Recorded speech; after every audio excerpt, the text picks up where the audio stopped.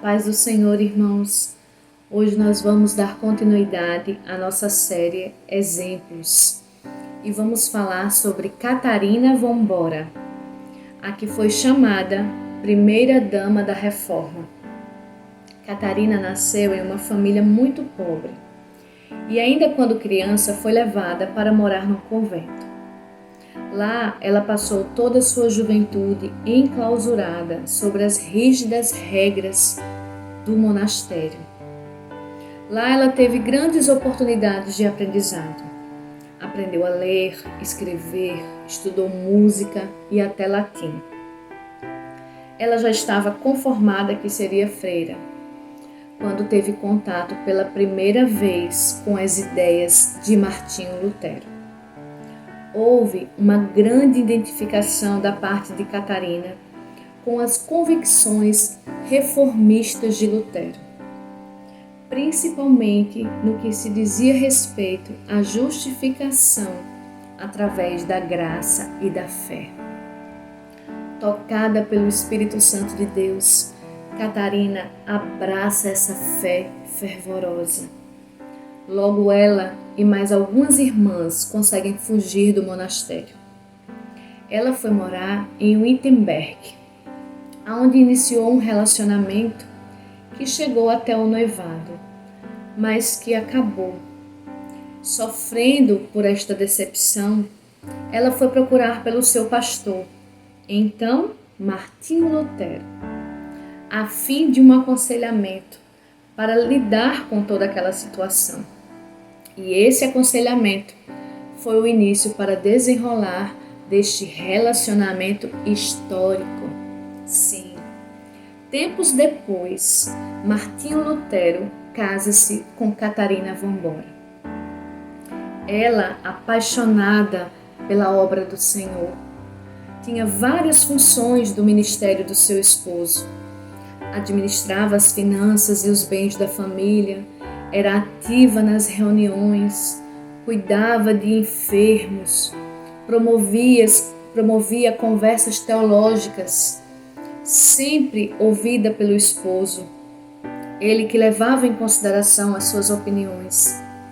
Mas diante de tantas características positivas, nós queremos destacar uma nesta manhã.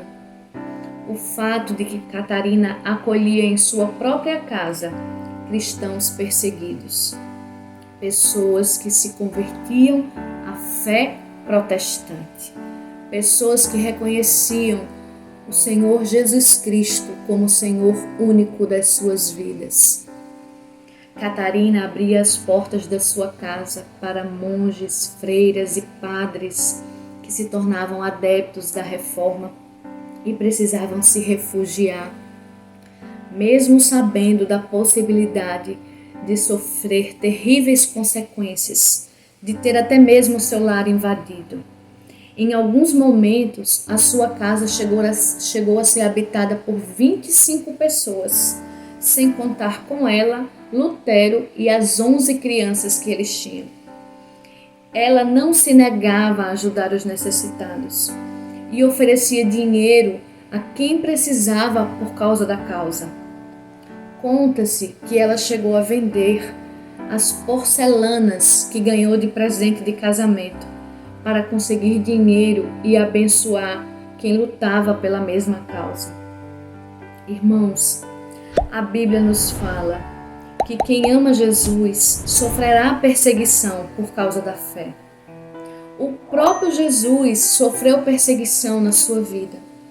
Desde o seu nascimento, quando Herodes ordena a morte de todos os meninos menores de 2 anos na região de Belém, até chegar à cruz, onde tudo foi consumado, onde ele cumpriu a sua missão. No livro de João, no capítulo 15, no verso 20, ele nos declara: lembrai-vos da palavra que vos disse, não é o servo maior do que o seu senhor. Se a mim me perseguiram, também vos perseguirão a vós. Talvez essa realidade de perseguição ferrenha pareça muito distante de nós, irmãos, pois nós vivemos num país com liberdade religiosa.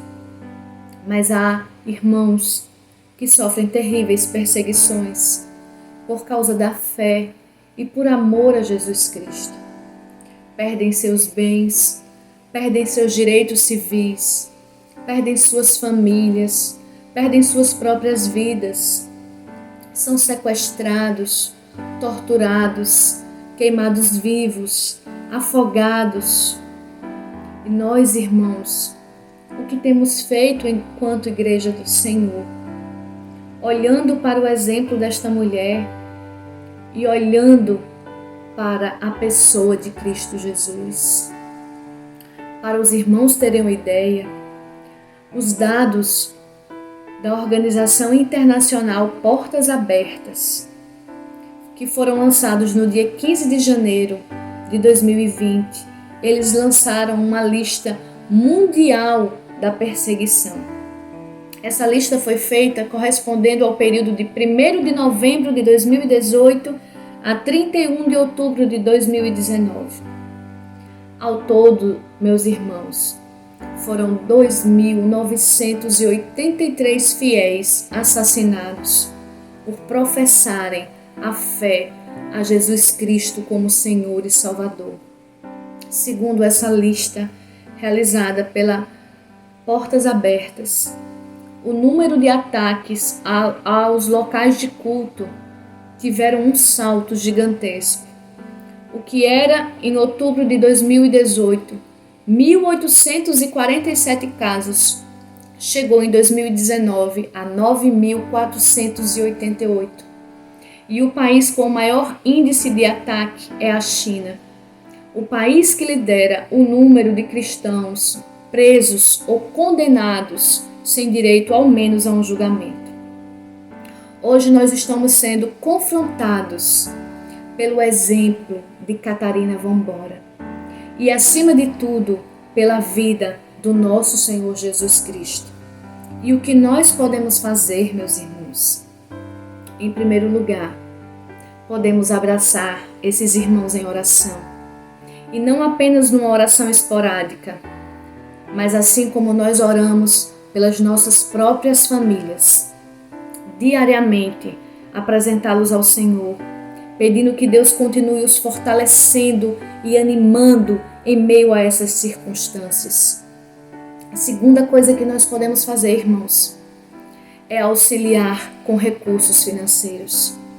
Procurar uma organização séria, como por exemplo a Portas Abertas, que é uma organização cristã internacional que atua em mais de 60 países, apoiando aos irmãos perseguidos por meio de projetos realizados em lugares onde acontece uma ferrenha perseguição, para que a Igreja do Senhor seja fortalecida e permaneça viva como sal da terra e luz do mundo.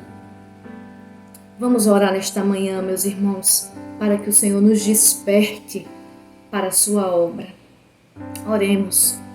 Senhor Deus, nós queremos te agradecer, Senhor, pelo dom da vida, mas queremos te pedir em especial, ó Pai, que o Senhor nos confronte, que o Senhor fale ao nosso coração, que o Senhor nos incomode, ó Pai, de que existem irmãos que estão em situações terríveis, Senhor, que nós não conseguimos nem comparar, nem mencionar, Senhor. Nos faz sensíveis a esta causa, nos faz sensíveis à tua causa, Senhor Jesus, para que possamos, Deus, nos voluntariar em amor, em dedicação e em cuidado para esses irmãos, ó Pai. Em nome de Jesus, é assim que nós te agradecemos e te pedimos. Amém. Deus continue abençoando a sua vida, meu irmão.